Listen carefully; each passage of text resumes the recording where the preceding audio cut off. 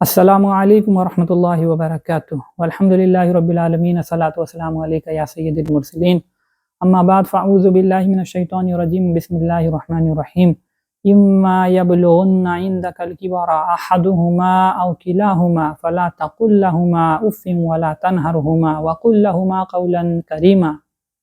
اللہ تعالیٰ قرآن مجید میں سورہ بنی اسرائیل میں ارشاد فرماتے ہیں، اگر تمہارے والدین میں سے دونوں یا کوئی ایک بڑھاپے پہ پہنچ جائے تو انہیں اف تک نہ کہو اور نہ انہیں جھڑکو اور ان سے عزت سے بات کرو۔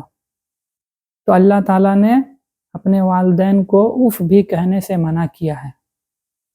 تو یہ اف کیا ہے میرے بھائیو بزرگو دوستو؟ یہ اف سب سے چھوٹے درجے کا گناہ ہے۔ اگر آپ اپنے ماں باپ کو اف کہتے ہیں تو یہ بہت چھوٹے درجے کا گناہ ہے۔ اس کو مثال کے طور پر ہم لوگ سمجھتے ہیں تو مان کے چلیے کہ آپ اپنے دوستوں کے ساتھ کہیں جانے والے ہیں یا پارٹی میں کہیں جانے والے ہیں اور ٹائم فکس ہے، اتنا بجے آپ کو وہاں پہ پہنچنا ہے۔ تو آپ صبح اٹھے، نہائے دھوائے، کپڑا پہنے، جوتا پہنے، عطر لگائے، کنگھی ونگھی کر کے گھر سے نکلے، اور جیسے ہی آپ اپنے بائک یا پھر گاڑی میں جا کر کے اسٹارٹ کیے آپ گاڑی، ویسے ہی آپ کے والدین میں سے کسی ایک نے آ کر کے آپ کو کہا، بیٹا ذرا میرا ایک کام کر دو، میرا یہ سامان ادھر پہنچا دو، یا پھر مجھے آگے کہیں پہ چھوڑ دو لے جا کر کے۔ تو آپ کیا کہیں گے اس ٹائم؟ اف، ارے یار مجھے تو وہاں پہ جانا تھا۔ تو جو آپ نے اف کہا، یہ اف سب سے چھوٹے درجے کا گناہ ہے۔ تو اللہ تعالیٰ نے کیا فرمایا کہ اپنے ماں باپ کو اف تک نہ کہو۔ اور قرآن کا یہ اصول ہے کہ اگر قرآن کسی چھوٹے سے چھوٹی چیز کے بارے میں منع کر دے تو بڑا سے بڑا چیز آٹومیٹک منع ہو جاتا ہے۔ جیسے مثال کے طور پر سورہ بنی اسرائیل میں ایک اور آیت ہے، وَلَا تَقْرَبُوا الزِّنَا إِنَّهُ كَانَ فَاحِشَةً وَسَاءَ سَبِيلًا، کہ زنا کے قریب نہ جاؤ، بے شک وہ بے حیائی اور بری راہ ہے۔ تو اللہ تعالیٰ نے یہاں کیا فرمایا کہ زنا کے قریب نہ جاؤ۔ تو یہاں آپ قریب جانے سے کیا مطلب سمجھتے ہیں؟ تو قریب جانے سے مطلب یہی ہے کہ کرنا تو دور کی بات ہے، قریب بھی مت جاؤ۔ تو قریب بھی جانا گناہ ہے اور کرنا تو اس سے بڑا گناہ ہو گیا۔ تو اللہ نے یہاں پہ قریب جانے سے منع کیا، مطلب کہ چھوٹا سے چھوٹا درجہ کا گناہ کیا ہو گیا یہاں پہ؟ قریب جانا، اور کرنا کیا ہو گیا؟ وہ اور بڑا گناہ ہو گیا۔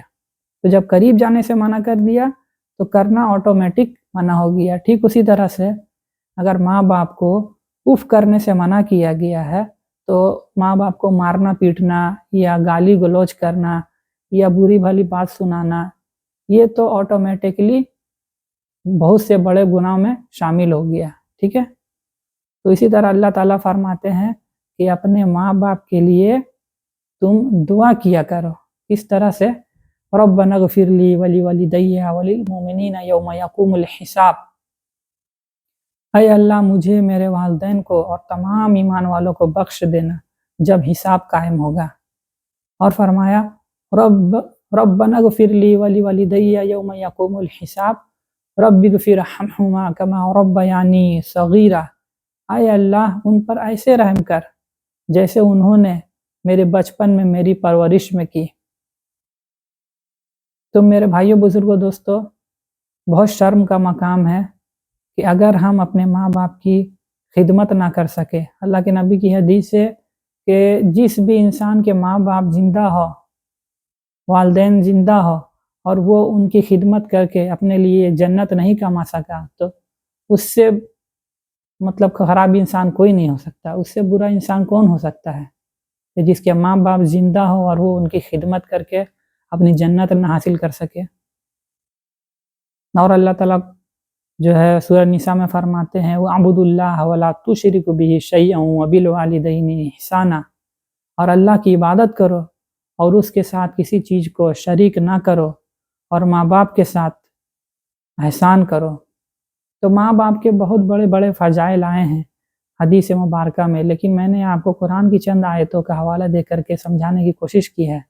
اللہ کے نبی نے تو فرمایا کہ ایک انسان کی جنت اس کے ماں کے قدموں کے نیچے ہے، چاہے اس کی ماں جو ہے غیر مسلم ہی کیوں نہ ہو، چاہے اس کی ماں جو ہے طوائف ہی کیوں نہ ہو، لیکن اس بچے کی جنت اس کے ماں کے قدموں کے نیچے ہے۔ تو اس کی ماں کیسی بھی ہو، لیکن بچے کو چاہیے کہ وہ اپنی ماں کی خدمت کر کے اپنی جنت حاصل کرے، اور اس کی ماں جیسے کرے گی اس حساب سے اس کو اللہ کے یہاں حساب دینا ہوگا، چاہے وہ جنت میں جائے یا پھر جہنم میں جائے، لیکن بچے کے لیے اس کی جنت اس کے ماں کے قدموں کے نیچے ہے۔ اللہ تعالیٰ کہنے سننے سے زیادہ عمل کرنے کی توفیق عطا فرمائے۔ وآخر دعوانا ان الحمد للہ رب العالمین۔